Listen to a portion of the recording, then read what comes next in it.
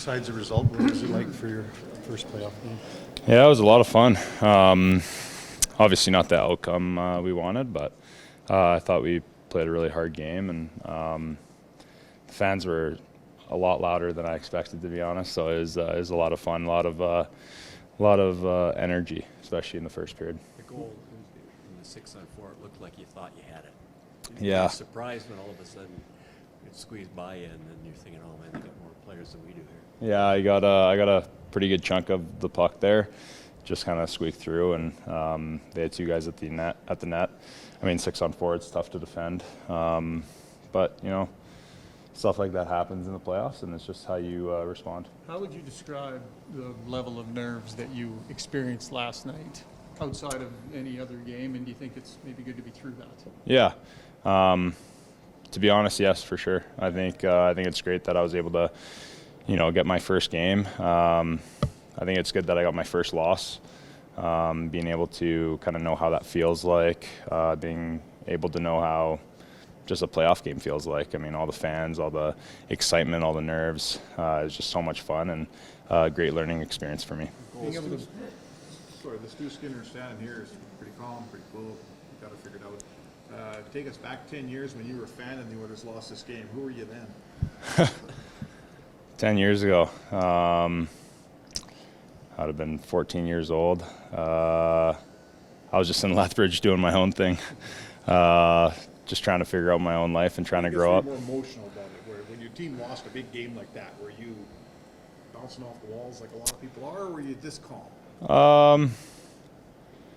Probably my first year in Lethbridge. That's a great question. You're bringing me way back. Let me think about that.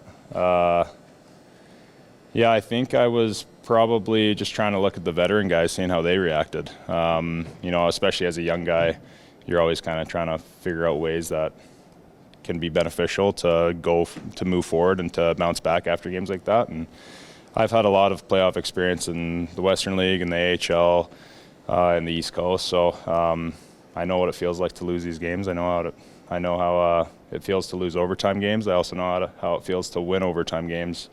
So it's good that I have all that experience for right now. How do you evaluate your game last night? Now that you've had a chance to look at it all again, what are your thoughts? Yeah, I thought I was pretty average. I wasn't terrible, but I wasn't amazing. So yeah, I know I have a lot better to do, and that's very exciting. You talk about it being good that you experienced your first win, because part of it is learning or your first loss. Yeah. Because part of it's learning how to bounce back from those sorts of things. How much of that is a skill as much as anything? Yeah, I think it's massive. I mean, being able to move forward after losses, being able to move forward after wins, all those things, when it does happen, you just got to know that it's in the past. You can't do anything about it. And I think it was very important for me to, especially today, to wake up and realize that it's behind me. Can't do anything about it. And it's a good thing that I was able to go through that, because now I'm a better man for it. Those goals that can't be scored, those are goal scorers' goals. Sorry? Those goals that can't be scored on you, those are goal scorers' goals. Yeah, he obviously made a nice backhand shot. I think it went off a stick, and it was a hard read for me. But I mean, that's a goal that I should have. Second one, it was a nice shot, but I mean, at the same time, I know I can make those saves. So obviously, Kempe's a great player. He's he knows how to score goals. He knows how to make plays. He's got great vision out there. So props to him for being able to make those shots, especially at that time of the game. But now I know, I'm going to do my best to not let that happen again. Stuart, can you describe the change in intensity you felt from game 82 of the regular season to last night? What did you see? What did you feel? Yeah, I mean, just a lot of energy. I think, there's a lot of nerves that went into the game last night. And it was a lot more fun. I mean, coming from game 82, I mean, game 1 to game 82, that was all kind of, preseason, I guess you could say, for the playoffs. So, not a lot should change from game 82 to game 83. What's your sense of the vibe in the room right now? Like, you can't get too wound up over one loss, but at the same time, there's no way you can go down 0-2. Yeah, I think we're all feeling really good right now. Everyone's bodies are feeling good. Everyone's minds are in a good spot.